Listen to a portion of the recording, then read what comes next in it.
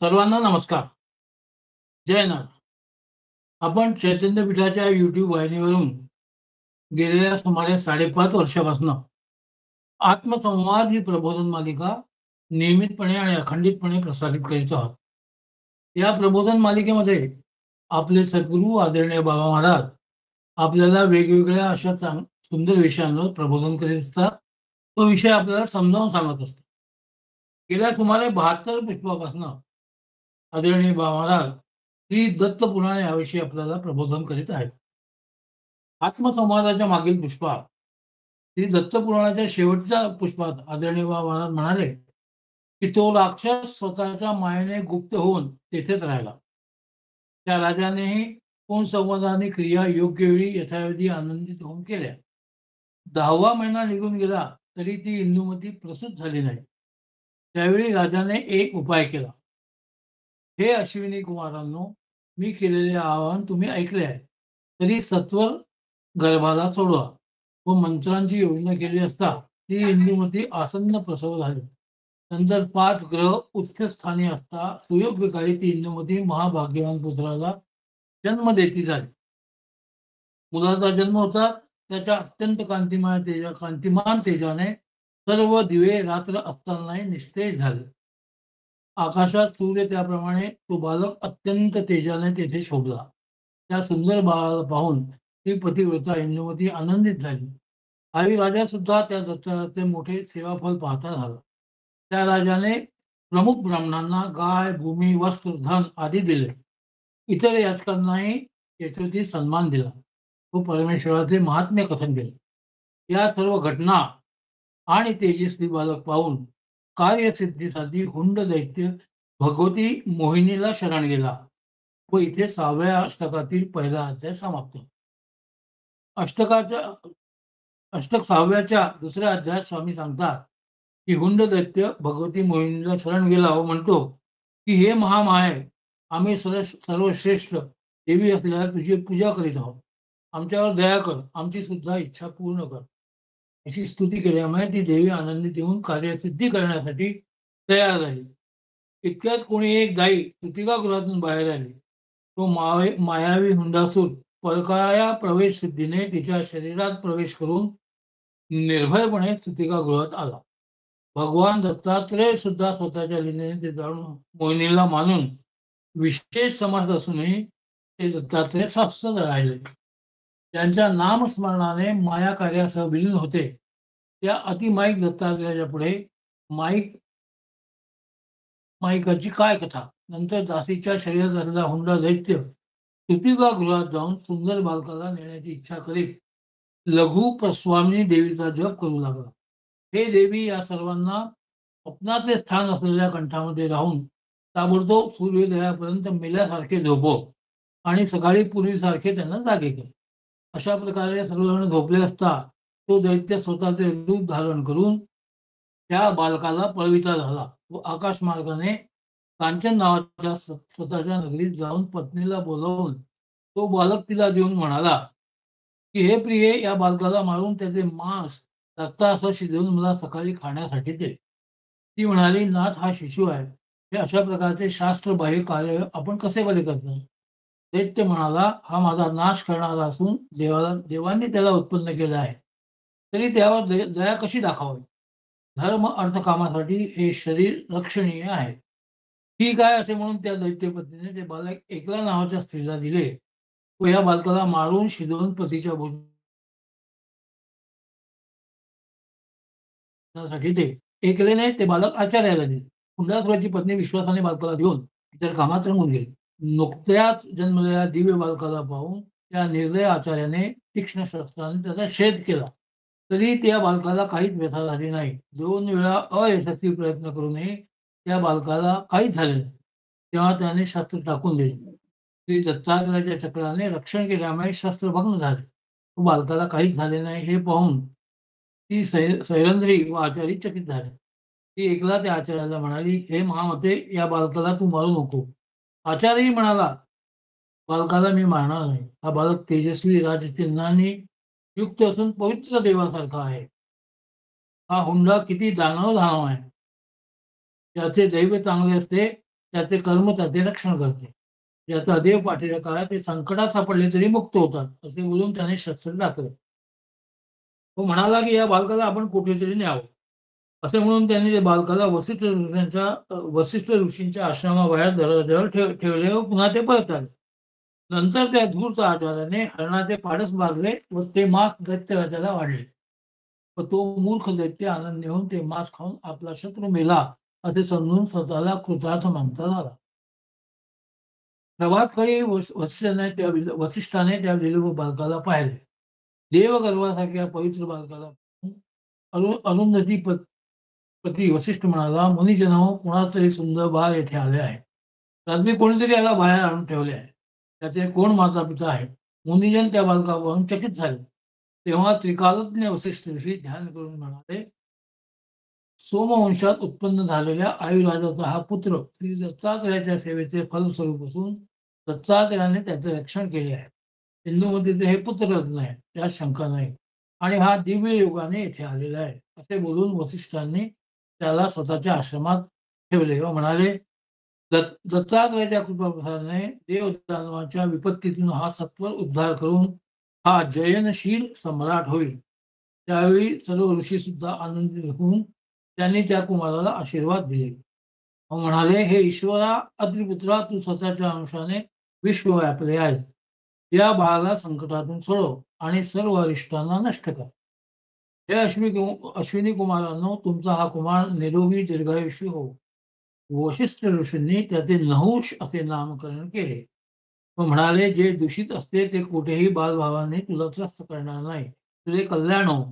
अशा प्रकारे दात कर्म करून त्या बालकाचे त्यांनी रक्षण केले. ती पतिव्रता अरुंधती सुद्धा स्वतःच्या पुत्राप्रमाणे आणि लाडाने त्याचे रक्षण करू लागली. अरुंधती व वसिष्ठ या दोघांना तो आईवडील मानत असे. दिवसेंदिवस तो बालचंद्राप्रमाणे वाढू लागला. आदरणीय बाबाने इथपर्यंत हा अध्याय सुंदरपणे समजावून सांगून आपल्या प्रबोधनाला इथे स्वविराम दिला. त्यांना विनंती करतो त्यांनी आजच्या प्रबोधनाला सुरुवात केली. नमस्कार.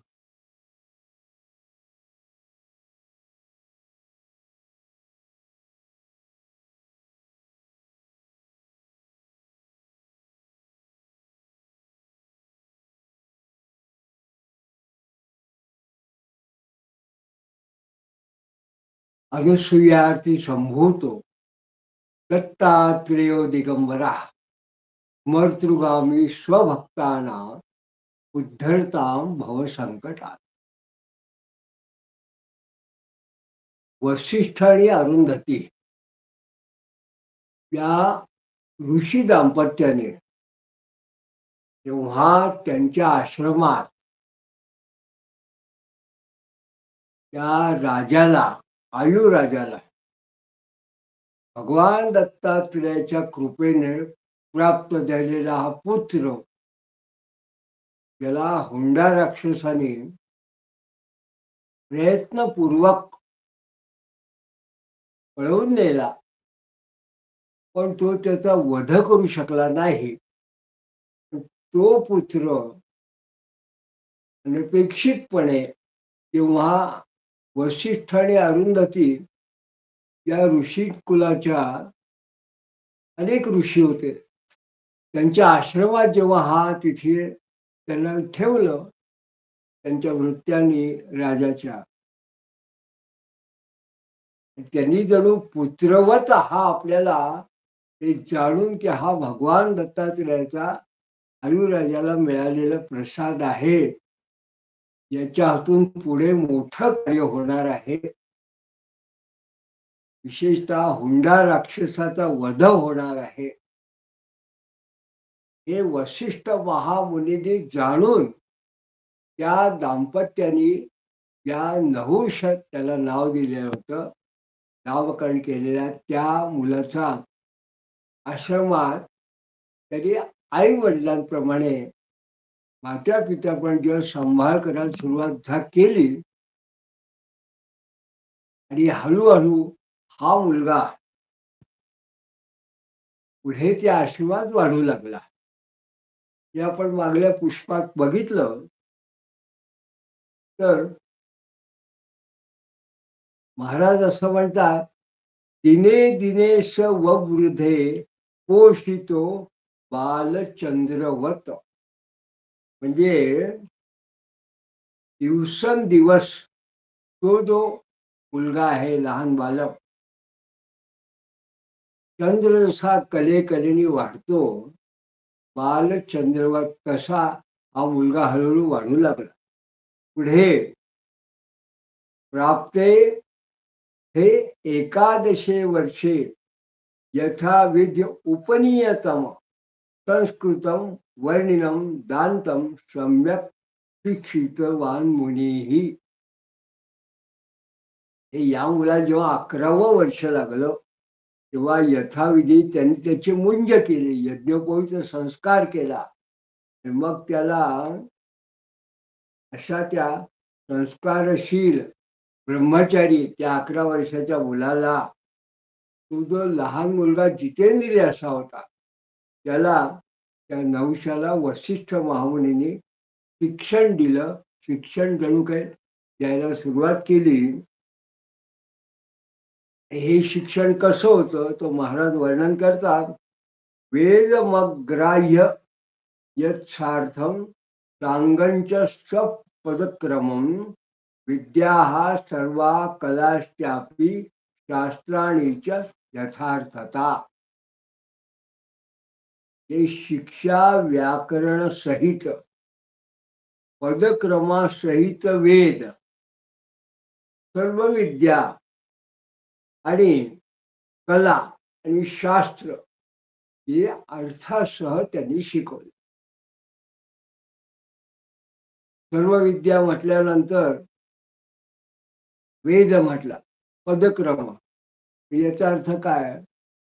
वेद म्हटल्यावरती वेदांचे 4 भाग, संहिता, ब्राह्मण, आरण्यक, उपनिषद. मग याच्यामध्ये अष्टविकृती संहिता ठेवायच्या, म्हणजे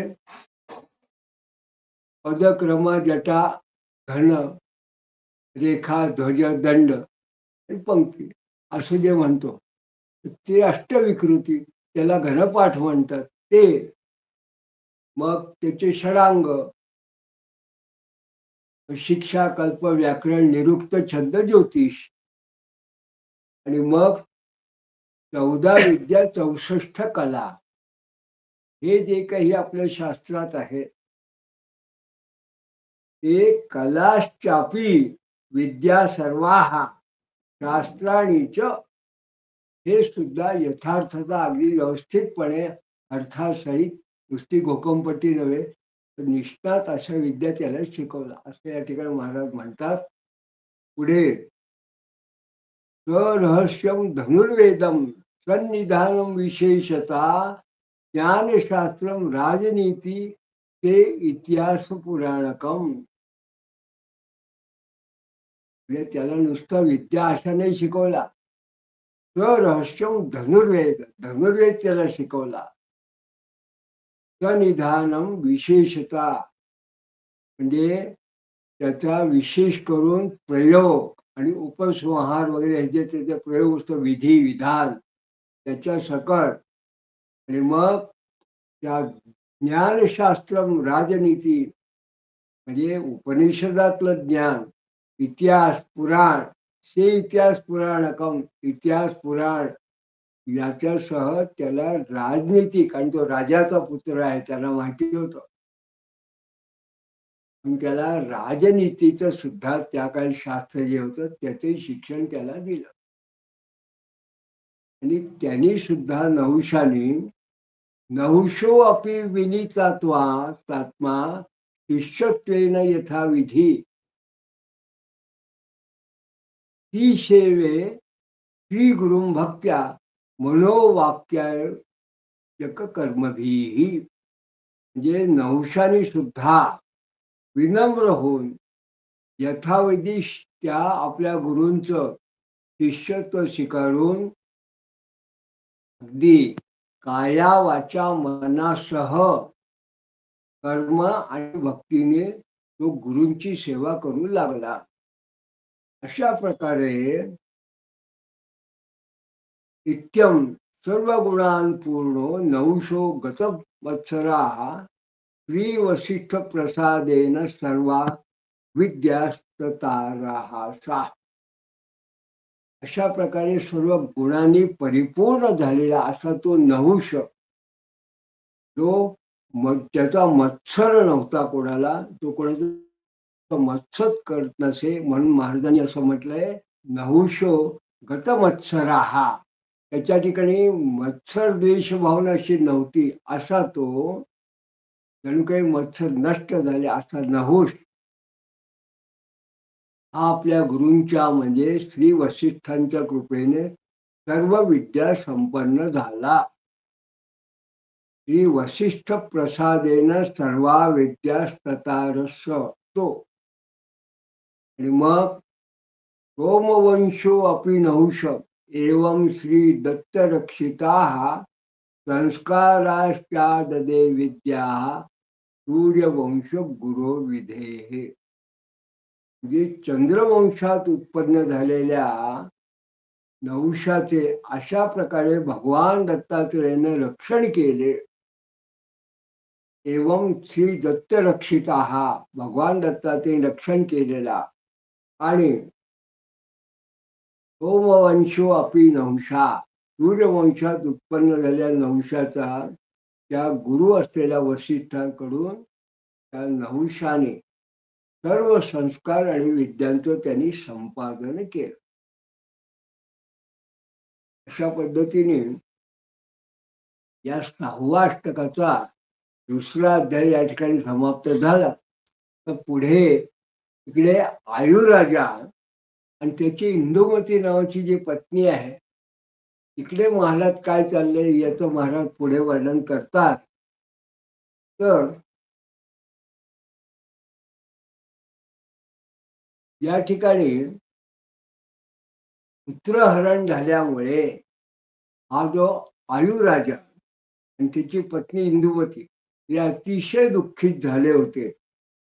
तेव्हा इथे काय प्रसंग झाला ते महाराज वर्णन करताना म्हणतात, त्याची प्रार्थना करतात भगवंताला.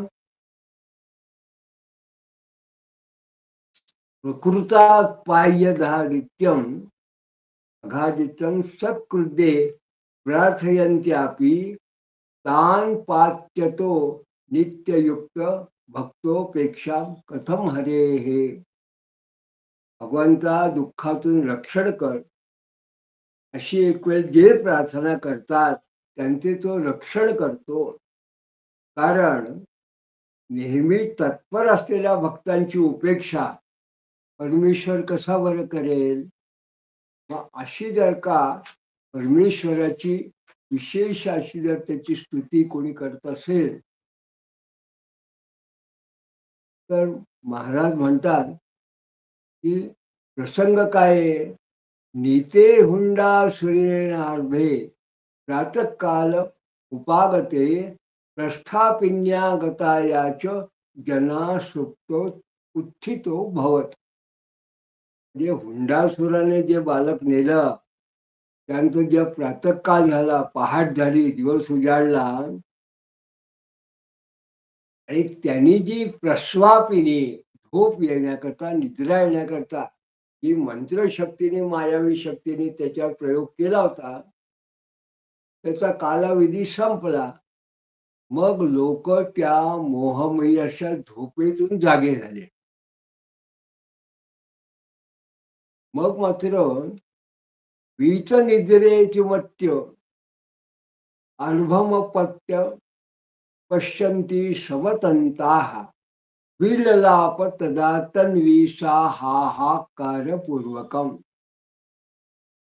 म्हणजे मग ती झोप लागली, झोप झालेली, झोप लागली तिला लागली. ती इंदुमती जेव्हा कुठेही तिला तो आपला बाळ दिसेना तेव्हा ती सुंदर तदा तन्वी म्हणजे सुंदर अशी ती इंदुमती अगदी हाहाकार पूर्वक विलाप करू लागली.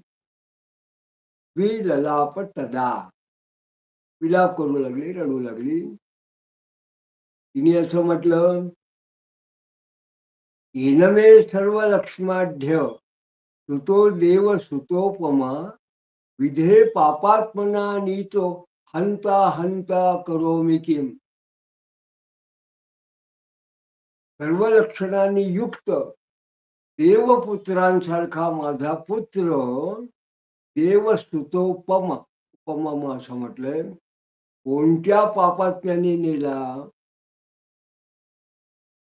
विधे पापात्मना नीतो, कोणी नेला? तेव्हा आता मी काय करू? हंत हंत करोमि किम. आणि मग ती असं म्हणते, दुष्करे नियमे यत्ने तपोभिर दारुणैरुच कष्टेनैवोपलब्धो तो हृतकेन दुरात्मना. म्हणजे अत्यंत कठीण अशा नियमाने, प्रयत्नांनी आणि कठीण अशा तपश्चर्येने, मोठ्या कष्टानं हा जो पुत्र आम्हाला मिळाला होता, मिळवलेला, हा कोणा दृष्टानं पळवला? हृतकेन दुरात्मना, कोण दुरात्म्याने, दुष्टाने याला पळवून नेलं? आणि मग ती म्हणते, दूरगम्य सुमहात्म्यम गम्यतेन प्रसादता दत्तो दत्तेन गुप्तश्चम कथम केन हृतस्थिता. हे ज्याचं मोठेपण हे जाणण्याकरता खरोखर अवघड आहे. गुरु अगम्य सुमहात्म्यम, अगम्य आहे त्याचं महात्म्य. असा त्या दत्तात्रने कृपा करून दिलेला, दत्तो दत्तेन असं ज्यांनी दिलेला हा तो असा जो पुत्र आहे, तेन प्रसादता, त्याचा प्रसादाने मिळालेला. कथम केन, या ठिकाणी कोणी कसा बरं पळवून नेला? मग ती विलाप करताना काय म्हणते, हा पुत्र वत्स, हा बाल, हा गुणाकर सुंदर वापसी केन कथम तात नीतोषी वदनंदन. हे पुत्रा, वत्सा, बाळा, गुणसागरा, सुंदरा, तू कुठे आहे? हे बाळा, तुला कोणी कुठे नेला ते सांग. केन कथम तातम नीतोषी वद नंदन, सांग तरी. मग ती जणू एक वेगळ्या पद्धतीने स्वतःचा धिक्कार करते. ती काय म्हणते, हिंमा तमो गुणाविष्टा यतो निद्रावशान्मया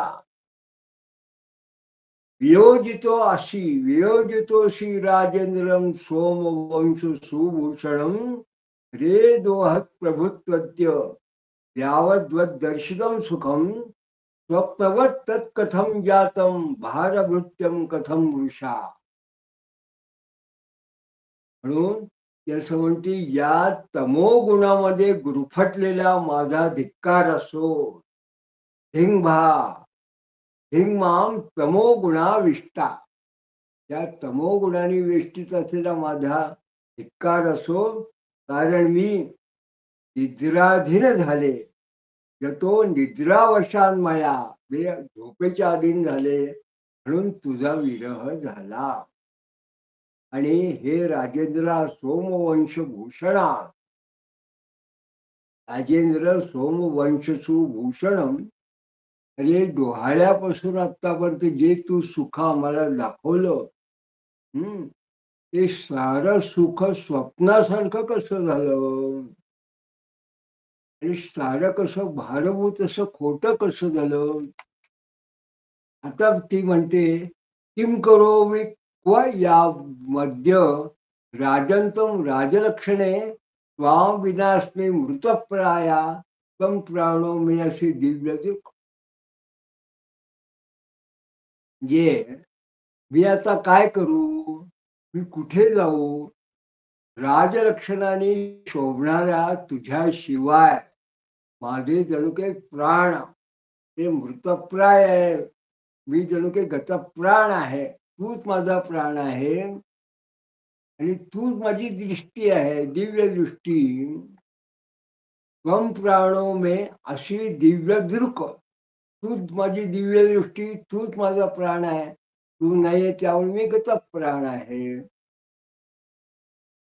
मग असा विलाप करताना ती म्हणते, विधी असे क्व हा पुत्रो पयो मे स्रवते वृथा नष्टो अशी जातमात्रस्त्वं लालनाद्या अपि नो कृतम. अरे पुत्रा, तू कुठे लपून बसला आहे? पयो मे स्रवते वृथा, माझं दूध फुकट गळून चाललेलं आहे आणि तू जन्मताच नष्ट झाला. नष्टोशी जातमात्र असतो. अजून तर तुझे आम्ही लाड सुद्धा काही केलं नाही. लालना अद्यापि नो कृतम, तुझे लाड सुद्धा केले नाही. हंत हंतम कथम भग्नम दैवमे व्रत हा विधे जातमात्रोपी नष्टोर्भो मायेयम कश्च दुर्धरा. अरे अरे, माझं जणू काही नशीब कसं फुटलं. भग्नम दैवमे व्रतम. अरे देवा, माझा गर्भ जन्मताच नष्ट झाला. त्यात मात्र अपि नष्टो गर्भो नष्टोर्भो. ही कुणाची तरी अवघड माया आहे. ही कुणाची माये आहे? मायेयम कश्च दुर्धरा, अवघड अशी. मग ती म्हणते, पूर्वकर्म विपाको य मुवितो मे दुरात्मना कृतम्या अपहरण मया दुष्ट धिया खलू. हे दुष्ट असलेल्या माझ्या कदाचित पूर्वजन्मातील कर्माचा तर हा परिणाम प्राप्त झाला नाही.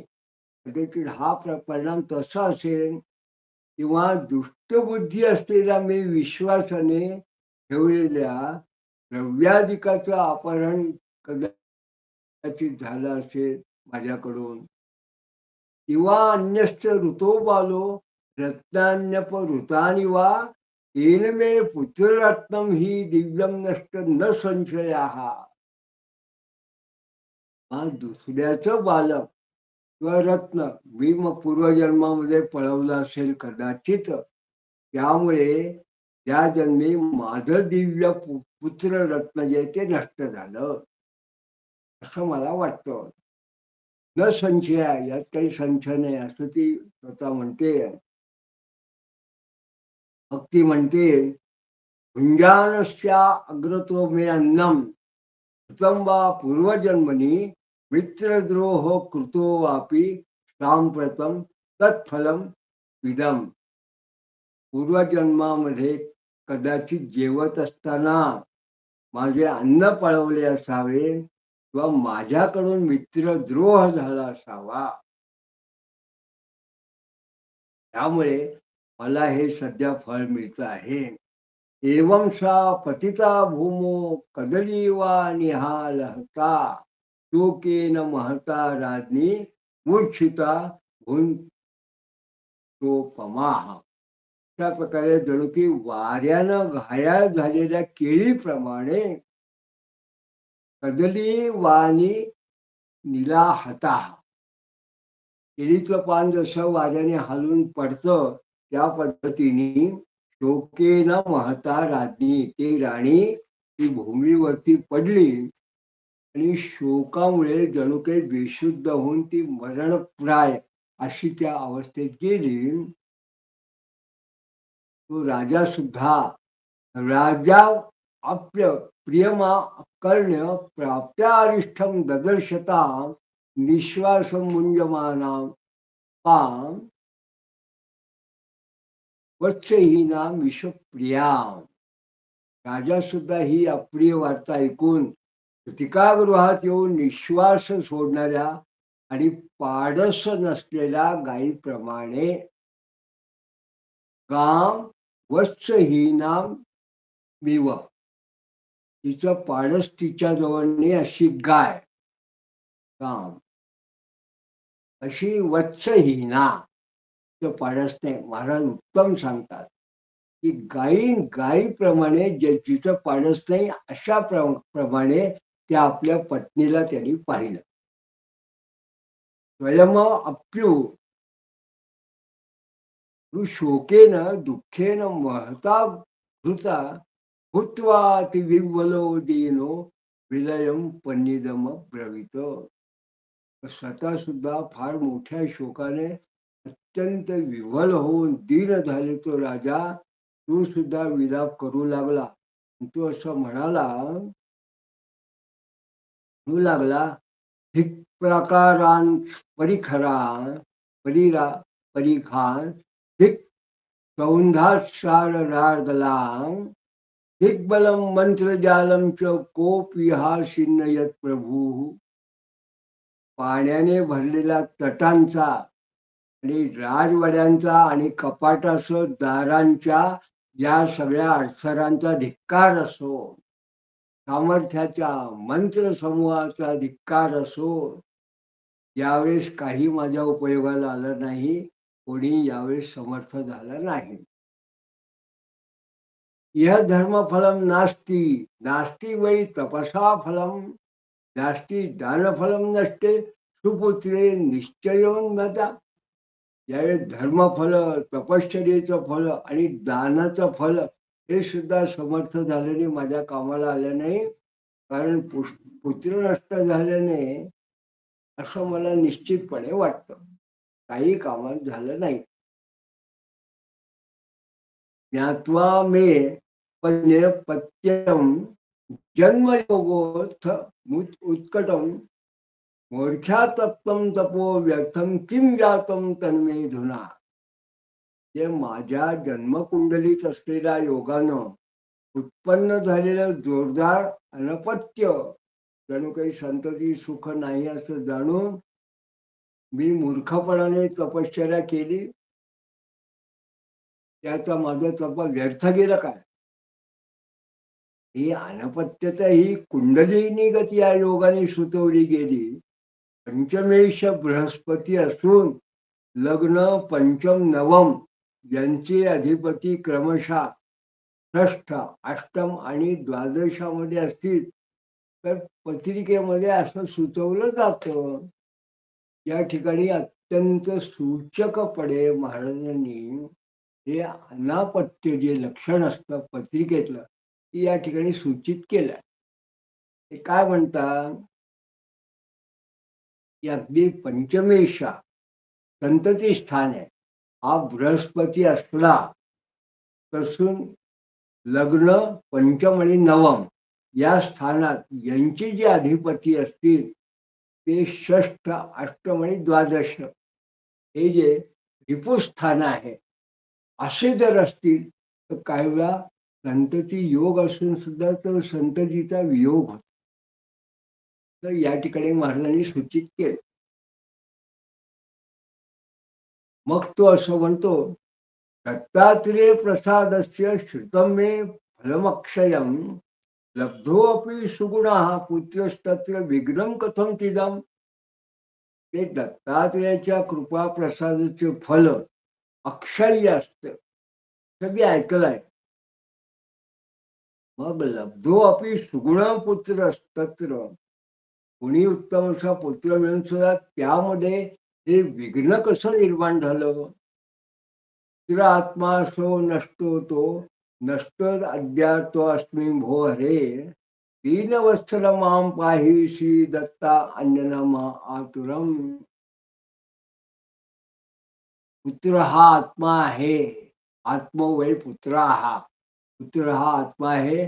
तो नष्ट झाला म्हणून मी नष्टप्राय होऊन पिडलेलो आहे. हे हरे हे दत्तात्रेय आहे दीनवत्सला आता कोणाचाही आधार नसलेल्या आतुर झालेल्या माझं रक्षण कर. दीनवत्सला माम पाहि श्री दत्तानम्य अनन्य आतुरम. अशा प्रकारे इत्तज्ञातान्म ज्ञाता न आत्मतत्व तो खिन्नो गौणात्म शोकता चिंता व्याकुलितात्मानो हितो दत्तार पितांतरो. महाराज म्हणतात अशा प्रकारे आत्मतत्व न जाणणारे ते दोघे पती पत्नी गौण अशा आत्मशोकामुळे खिन्न झाले आणि चिंतेने व्याकुळ चित्त होऊन दत्तात्रेयाच्या ठिकाणी जणू काही ते प्रार्थना करत असल्यामुळे दत्ताच्या ठिकाणी चित्त स्थिर करून राहिले. तो दत्ता अर्पिता अंतरव. या ठिकाणी महाराज असं म्हणतात, ईश्वरे यो अनुरक्तो अस्मिन नार्थी वा परो पिस न नश्यन्ति स्वयं तस्य समुद्धरता अस्ति प्रभुः. या परमेश्वराच्या ठिकाणी जो अनुरक्त असेल, तो दुःखी याचक किंवा जिज्ञासू, जो अनुरक्तो अस्मिन अर्थी वा परो अपिस, जिज्ञासू किंवा स्वतः नष्ट होत नाही, कारण त्याचा उद्धार करणारा स्वतः परमेश्वर असतो. पण विशेष काय आहे, प्राक कर्म वासना दाढर्याच वंतम अपि तत्वतः स्वाविष्टचित्तम तीरा तत्वप्यधुत्यु उद्धरती ईश्वरा. म्हणजे पूर्वजन्मातील कर्म वासना, प्राक कर्म वासना दृढ असल्यामुळे तत्वता च्युत असलेल्या पण स्वतःच्या आत्म्याच्या ठिकाणी चित्त स्थिर असलेल्या असा जो कोणी असेल, किंवा विष्टचित्त समचित्त तो असा जो कोणी असेल, त्याचा उद्धार परमेश्वर लवकर करतो. इत्थम भक्ते प्रभावोयम यद्भक्तो नैव नश्यति दुराचारो अपि चेत पूर्वं भक्त्या शुद्ध शमम व्रजेत. महाराज म्हणतात, अशा प्रकारचा हा भक्तीचा प्रभाव आहे.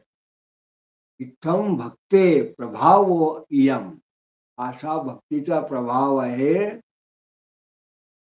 यद्भक्तो नैव नश्यति, त्यामुळे भक्त हा नष्ट होत नाही. आणि पूर्वी अगदी दुराचारी जरी असला, दुराचारो अपिचेत पूर्व, दुराचारी जरी असला तरीही भक्त्या शुद्ध शमम व्रजेत, तो भक्तीने शुद्ध होऊन तो शांती प्राप्त करतो. या ठिकाणी भक्तीचं अतिशय अनुपम्य असं महात्मा महाराजांनी प्रकट केलं. मग महाराज म्हणतात, राजाप्य अर्थी सेवा अप्तस्य स्वार्थो त्या आर्तो भवद्विधे तदवृद्ध भक्ती मुद्धर्तु नारदायेर यत् प्रभुः. राजा पूर्वी पुत्ररूप अशा या अर्थाने याचक होता, म्हणजे अर्थार्थी होता. ईश्वराच्या प्रसादाने पुत्रप्राप्ती होऊन सुद्धा दैव योगाने ते दुःखी झालं. तेव्हा त्याची काय झाली, त्याची भक्ती वाढली. तेव्हा त्याची वाढलेली भक्ती पाहून जणू काही त्याचा उद्धार करण्यासाठी दत्तात्रेयाने काय केलं, तर नारद महामुनींना प्रेरणा केली. नारदायेयत प्रभुः, त्याचा उद्धार करण्याकरता. मग रणदीनो हरिम गायन नारद प्राप तत्र तम प्रत्युग्त्यात परम राजा भ्यर्चम दुःखम न्यवेदयत. हे वीणा वाजवत परमेश्वराचं गुणगायन करीत नारद तिथे जेव्हा आले, तेव्हा त्यांना समोर जाऊन राजानं नारदाची पूजा करून आपलं दुःख सांगितलं. नारद महामुनी असं म्हणतात, नारदो अपि प्रहस्याह तत्कृद्यत स्मरणानुरूप सद्योच्छखिलं दुःखान्तस्य द्वासस्त्वं कुतो अन्यथा. नारदसुद्धा मुनी हसून म्हणाले, राजा ज्याच्या एकमेव स्मरणानं अखिल दुःखाचा नाश होतो त्याचा तू दास आहे, म्हणजे भगवान दत्तात्रयाचा तू दास आहे. त्यामुळे असं विपरीत अन्यथा वेगळं असं कसं होईल. ते म्हणतात, निर्गुणो अपि अत्रिजो भू बुद्ध्यो भवगुप्तैः तम ईश्वरम शतवर्ष भजन राजन शोकशांतम न गच्छसी. म्हणजे निर्गुण असून सुद्धा जो भक्तांच्या रक्षणासाठी सगुण स्वरूपात अतिपुत्र म्हणून आला, त्या ईश्वराची तू 100 वर्ष सेवा करीत राहिला तरी सुद्धा राजा तू त्यानंतर सुद्धा तू शोकमुक्त होणार नाही का. तू केली सेवा त्याची, तू शोकमुक्त नाही होणार का. आणि मग ते उपदेश असं देतात, किम नश्वरेण पुत्रेण गृहिणांगेन वा तव लोक सुखो अस्ति हृद्यात्मा दत्तो मम शरणम व्रज. हे नष्ट होणाऱ्या पुत्राचा, घराचा, शरीराचा तुला काय उपयोग आहे. त्यामुळे ह्या अंतःकरणात असलेला तो जो आत्मस्वरूप दत्तात्रय आहे, हा सुस्वरूप तुझ्याच अंतःकरण दत्त लोक आहे. लोक आहे, लोक सुखो असती हृदात्मा, तुझ्या हृदयातच दत्तात्रयाचा वास आहे, लोक आहे. तर त्याला दत्तो शरणम व्रज, त्याला दत्तात्रयाला शरण जा. मग नारद महामुनींनी त्याला रहस्य सांगितलं. काय म्हणाले ते, यमतुम शोचसी हुंडेन अंतु नीतो अपि दैवताः कश्चन मुनिर्वश्यस्य गृहे अस्ति सुरक्षित. अरे ज्याच्यासाठी तू शोक करतो आहे, तो हुंडा दैत्याने ठार करण्यासाठी जो तुझा पुत्र नेला, पण दैवयोगाने कोणातरी मुनी श्रेष्ठाच्या घरी तो तुझा पुत्र हा सुरक्षित आहे. तर नारद मुनी त्याला जर सांगितलं,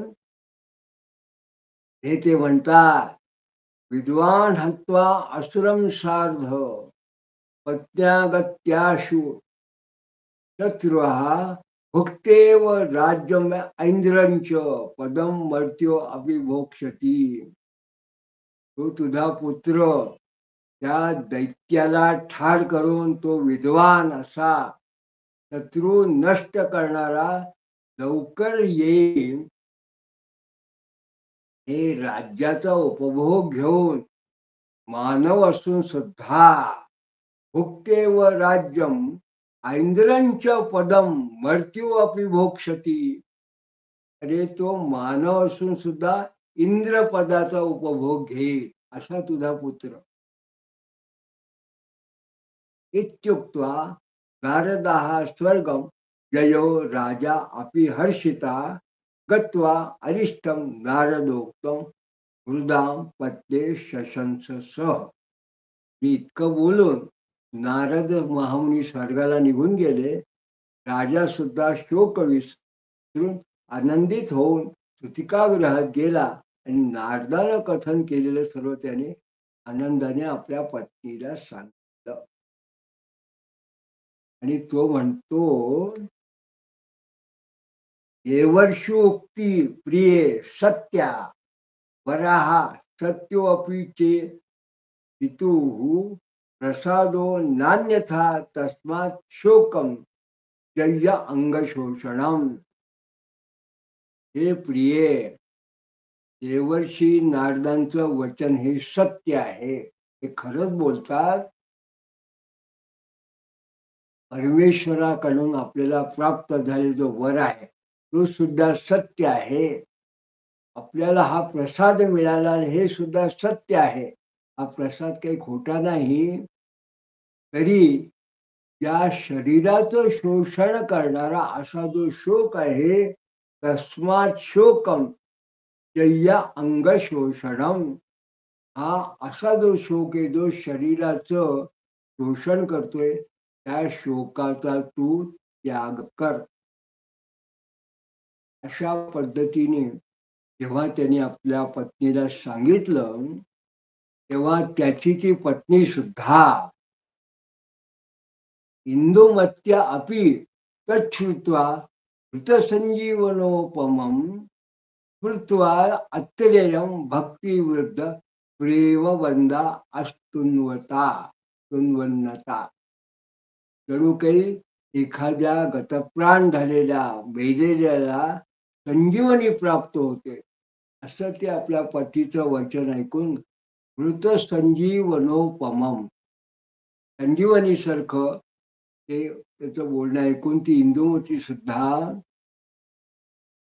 दत्तात्रेयाचं स्मरण करून मृत्वा अतिरेयम भक्तिवृद्ध प्रेमबंधा तुन्वनता, भक्तीने प्रेमबंध असा वाढलेली ती नम्र होऊन भगवान दत्तात्रेयाचं स्तवन करू लागली. आता ती भगवान दत्तात्रेयाची नेमकी काय स्तुती करते आहे ते आपण पुढल्या पुष्पात बघणार आहोत. तोपर्यंत अवधूत चिंतन श्री गुरुदेव दत्त.